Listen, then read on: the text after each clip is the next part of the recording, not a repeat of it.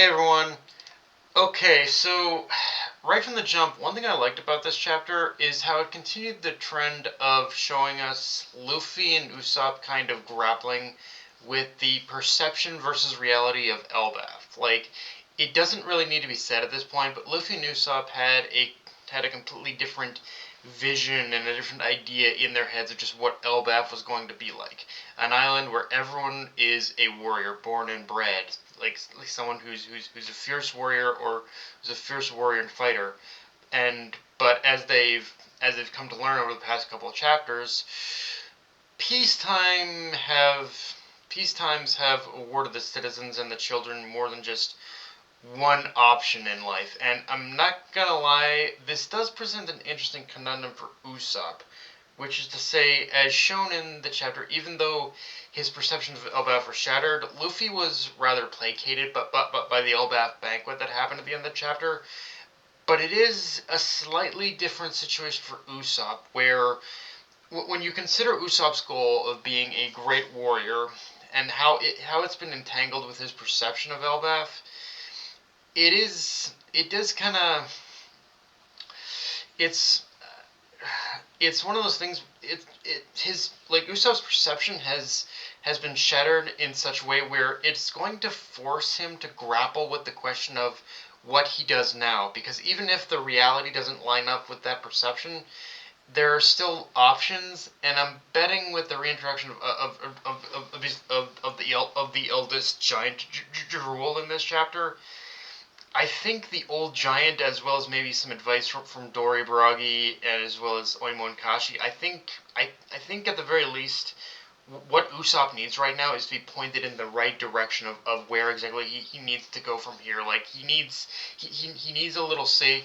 like his because his perception has been shattered. He needs a little bit of sage wisdom from people who know of like how am I supposed to pursue how am I supposed how am I supposed to pursue my goal going forward from here? And that is going to be one of the things he is going to have to like he's gonna have to like I think like he's gonna have to find the answer for himself, but he does need the advice still in order to properly move forward, I think.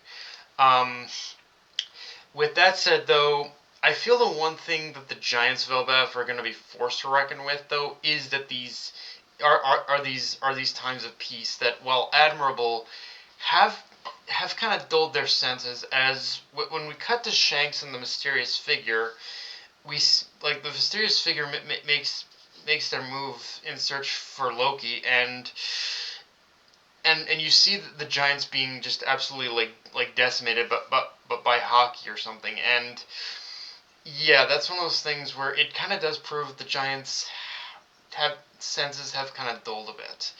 But but okay, just but thinking but thinking about this scene as a whole, though, I do very much.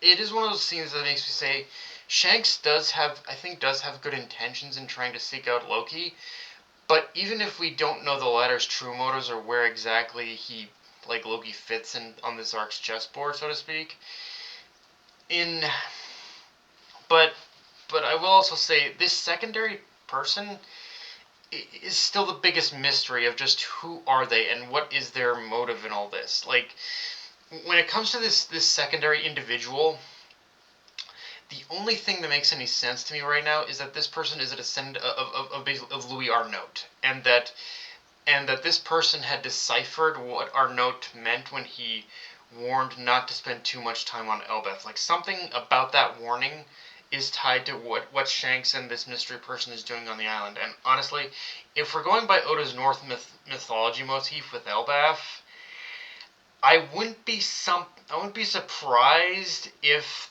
the big event that is being foretold, and that the big event that many people were worried about, which caused them to kind of imprison Loki in the underworld, so to speak.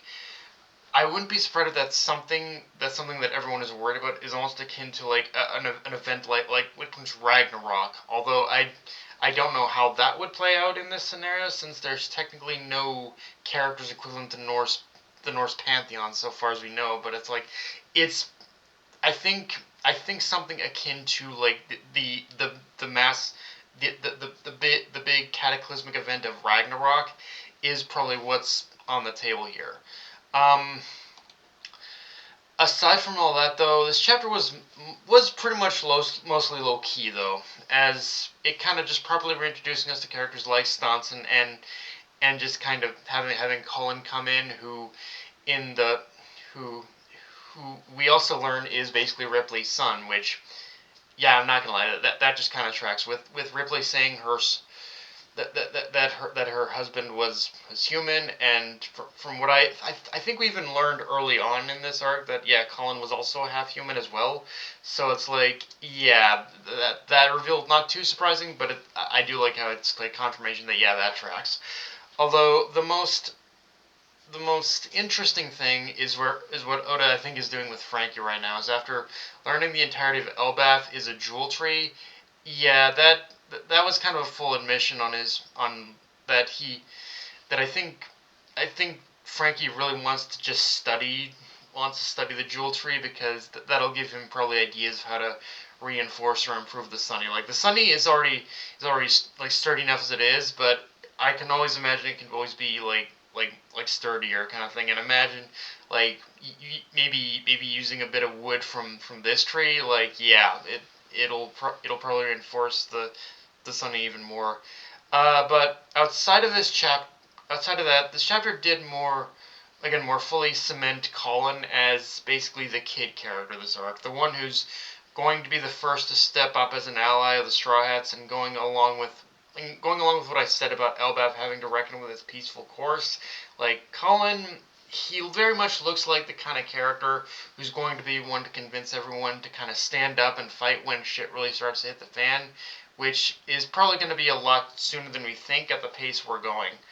Um, Now, outside of that, there is only one other thing I do want to take note of, though, just in case. But with the first scene in the library, we do meet like Biblo, the owl caretaker of the library, where it's revealed he's been the caretaker for centuries.